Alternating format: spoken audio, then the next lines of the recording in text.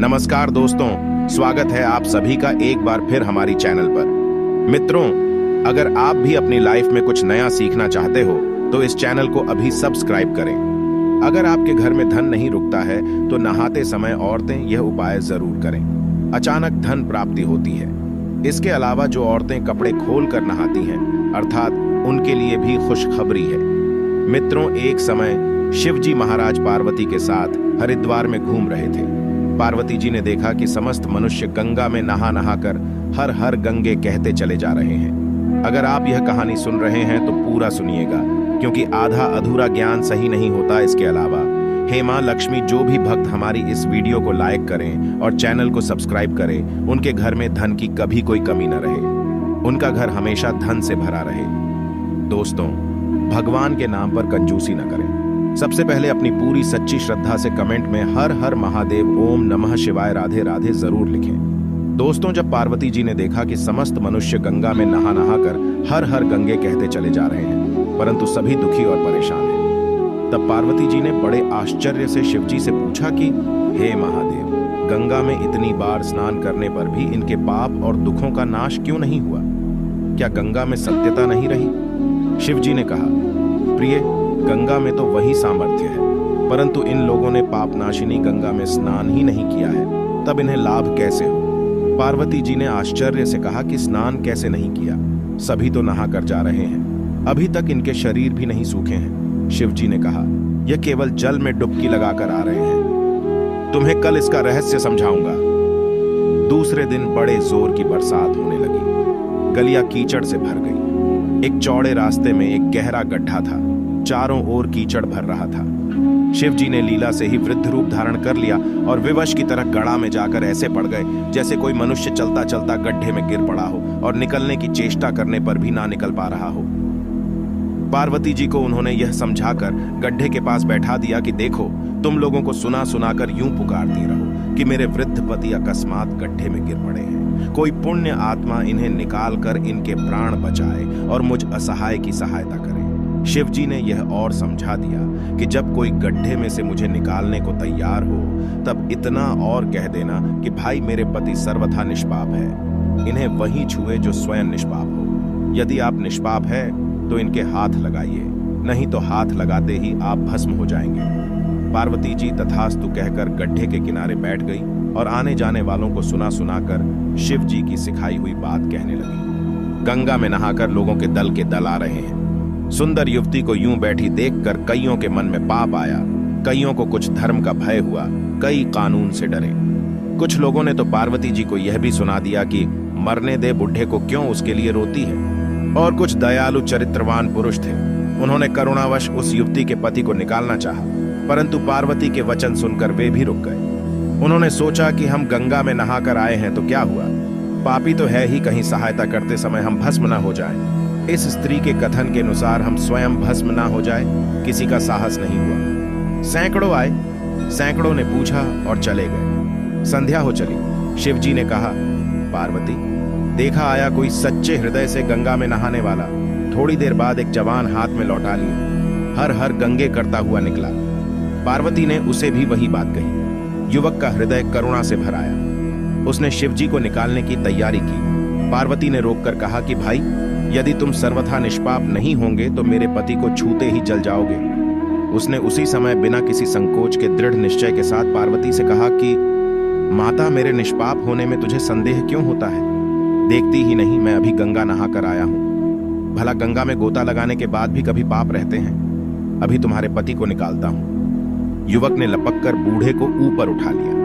शिव पार्वती ने उसे अधिकारी समझकर अपना असली स्वरूप प्रकट कर उसे दर्शन देकर कृतार्थ किया। शिव जी ने पार्वती से कहा कि इतने लोगों में से इस एक ने ही गंगा स्नान किया है। इसी दृष्टांत के अनुसार जो लोग बिना श्रद्धा और विश्वास के केवल दंभ के लिए गंगा स्नान करते हैं, उन्हें वास्तविक फल नहीं मिलता, परंतु इसका यह मतलब नहीं कि गंगा स्नान व्यर्थ जाता है। गंगा स्नान का बहुत पुण्य भी है। इसके बाद शिव जी ने पार्वती जी से कहा, अब मैं आपको 12 बातें बताता हूं। जो भी मनुष्य इन 12 बातों को नहाते समय ध्यान में रखता है, वह कभी भी दुखी नहीं रहता है। उसके घर में मां लक्ष्मी का वास हो जाता है, उसके घर में अपार धन आता है, घर में कभी भी लड़ाई झगड़ा नहीं होते हैं, उसका पूरा परिवार हंसी खुशी जीवन व्यतीत करता है। तब माता पार्वती ने कहा, हे भगवान, आप हमें यह वह 12 बातें बता दीजिए।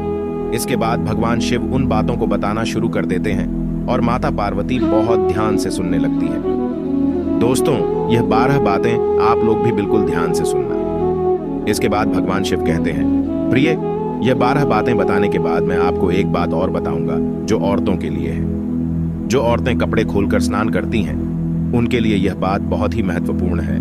तो पार्वती जी, इस बात को आप बहुत ही ध्यान से सुनना। तभी शिव जी अपनी वाणी को शुरू कर और बताने लगते हैं। दोस्तों, शिव जी कहते हैं, स्नान करने से शरीर निरोगी रहता है और मन प्रसन्न रहता है। नहाने से चेहरे की क्रांति और शारीरिक आकर्षण में भी बढ़ोतरी होती है। अगर इस नित्य कर्म के दौरान कुछ बातों का ध्यान रखा जाए तो आध्यात्मिक से भी ज्यादा लाभ पाया जा सकता है। नहाने के क्रम में जिन बातों का ख्याल जरूरी रखा जाना चाहिए, अब उन बातों के बारे में बताने जा रहा हूं। प्रिय, आप इन बातों को बिल्कुल ध्यान से सुनना। नंबर 1, स्नान करने के बाद लोग शुद्ध होकर पूजा पाठ आदि सारे काम करने के योग्य बनते हैं, इसलिए सुबह को ही स्नान कर लेना चाहिए। नंबर 2, शास्त्रों में कहा गया है कि स्नान करने से इन 10 गुणों की प्राप्ति होती है: रूप, तेज, बाल पवित्रता, आयु, आरोग्य, निर्लोकता, तप और मेधा। नंबर 3, लक्ष्मी, धन, पुष्टि व आरोग्य और स्वास्थ्य चाहने वालों को हर मौसम में और हर दिन स्नान करना चाहिए। नंबर 4, शास्त्रों में कहा गया है कि सुबह स्नान करने से पाप का नाश होता है और पुण्य मिलता है। ऐसा कहा गया है कि सुबह नहाने वालों के पास नकारात्मक शक्तियां नहीं भटकती, इसीलिए सुबह स्नान करना ही उचित है।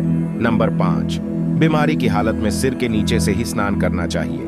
गीले कपड़े से शरीर को पोंछ लेना एक तरह का स्नान ही कहा गया है। नंबर 6, सुबह की लालिमा छाने से पहले ही स्नान लेना श्रेष्ठ माना गया है। नंबर 7, तेल लगाकर और देह को मलमल कर नदी में नहाना मना है। इसकी जगह नदी से बाहर निकलकर तट पर ही शरीर साफ करके तब नदी में डुबकी लगाना उचित है। नंबर 8, जिन घाटों पर कपड़े धोए जाते हैं वहां का जल अपवित्र माना गया है, इसलिए वहां से कुछ दूर हटकर ही नहाना चाहिए। नंबर 9, नदी में 11 या 21 डुबकियां लगाना अच्छा बताया गया है। नंबर 10, पवित्र नदियों में कपड़े निचोड़ने की मनाही है। नदी में किसी तरह की गंदगी नहीं बहानी चाहिए। नंबर 11, नल की तुलना में झरने का पानी, झरने से ज्यादा नदी का पानी, नदी के पानी से किसी तीर्थ का जल, तीर्थ के जल से गंगा जल अधिक श्रेष्ठ माना गया है। नंबर 12, गंगा माता का कथन है कि स्नान करते वक्त कोई चाहे जहां भी मेरा स्मरण करेगा, मैं वहां के जल में आ जाऊंगी। इसके बाद शिवजी ने कहा, अब मैं आपको औरतों के बारे में बताता हूं जो औरतें कपड़े खोलकर स्नान करती हैं। शिवजी ने कहा, हिंदू धर्म शास्त्रों में हर एक चीज के लिए कुछ नियम बनाए गए हैं। इन नियमों में से एक है स्नान को लेकर की गई बातें। ऐसा माना जाता है कि आम व्यक्ति को शास्त्रों के नियमों का पालन जरूर करना चाहिए, जिससे घर की सुख समृद्धि बनी रहती है और खुशहाली आती है। साथ में अपार धन बरसता है, माता लक्ष्मी प्रसन्न होती है। दरअसल हमारे शास्त्रों में ऐसी कई बातें लिखी गई हैं जिनका हम पालन सदियों से करते चले आ रहे हैं, लेकिन उसके कारणों के बारे में अभी भी पूरी जानकारी नहीं है। ऐसे ही नियमों में से एक है निर्वस्त्र स्नान करना। आपने अक्सर घर के बड़ों को ऐसा कहते सुना होगा कि कभी भी स्नान बिना कपड़ों के यानी निर्वस्त्र नहीं करना चाहिए। अगर हम पौराणिक कथाओं की बात करें तो निर्वस्त्र स्नान की मनाही का एक सबसे बड़ा कारण कृष्ण जी के समय से जुड़ा है। पौराणिक कथाओं के अनुसार एक बार जब गोपिकाएं सरोवर में स्नान कर रही थीं और वो निर्वस्त्र थी, उस समय बाल कृष्ण ने गोपियों के सभी वस्त्र छिपा दिए। उस समय जब कृष्ण जी ने उनके वस्त्र छिपा लिए और गोपियों ने अपने वस्त्र वापस लेने की प्रार्थना की, तब कृष्ण जी ने उन्हें समझाया कि कहीं भी बिना वस्त्र धारण किए स्नान नहीं करना चाहिए। इससे जल के देवता वरुण का अपमान होता है, इसलिए आपको निर्वस्त्र स्नान न करने की सलाह दी जाती है। अगर आप नहाते समय यह सोचते हैं कि बंद कमरे में कोई आपको नहीं देख रहा है, तो ऐसा गलत है, क्योंकि ईश्वर आपको हर स्थान पर देखते हैं। यदि आप निर्वस्त्र होकर स्नान कर रहे हैं तो ये मुख्य रूप से जल के देवता वरुण का अपमान करने जैसा होता है। निर्वस्त्र स्नान से आपको पाप लग सकता है और आर्थिक और शारीरिक नुकसान पहुंच सकते हैं। यदि आप निर्वस्त्र स्नान करते हैं तो आपके शरीर में नकारात्मक ऊर्जा प्रवेश करती है और आपकी मानसिकता भी नकारात्मक हो सकती है। इसलिए हमेशा आपको यही सलाह दी जाती है कि भले ही आप नहाते समय कोई एक कपड़ा धारण करें, लेकिन बिना कपड़ों के स्नान न करें, तभी आपके लिए बेहतर होगा। निर्वस्त्र स्नान से शरीर की सकारात्मक ऊर्जा शरीर से बाहर निकल सकती है और इसका प्रभाव आपके शरीर के साथ मन मस्तिष्क में भी होता है। गरुड़ पुराण के अनुसार जब आप स्नान करते हैं तब आपके पितृ यानी मृत पूर्वज आपके आसपास मौजूद होते हैं। यदि आप निर्वस्त्र स्नान करते हैं तो आपको पितृ दोष लग सकता है। ऐसे स्नान करने से आपके पितरों को तृप्ति नहीं मिलती है और ये घर में पितृदोष का कारण बन सकता है और ये वस्त्रों से गिरने वाले जल को ग्रहण करते हैं जिनसे उनकी तृप्ति होती है। निर्वस्त्र स्नान करने से पितर अतिरिक्त नाराज होते हैं जिनसे व्यक्ति का तेज बल धन और सुख नष्ट होता है। इसलिए कभी भी निर्वस्त्र होकर स्नान नहीं करना चाहिए। पुराणों के अनुसार नहाने वाला पानी पूर्वजों के हिस्से जाता है और निर्वस्त्र होकर नहाने से इसे पितरों के समक्ष बिना कपड़ों के नहाना माना जाता है। शास्त्रों में ऐसी मान्यता है कि यदि कोई निर्वस्त्र स्नान करता है तो माता लक्ष्मी उससे रूठ सकती है। इससे आपकी कुंडली में धन हानि के योग बन सकते हैं और आपकी आर्थिक स्थिति खराब हो सकती है।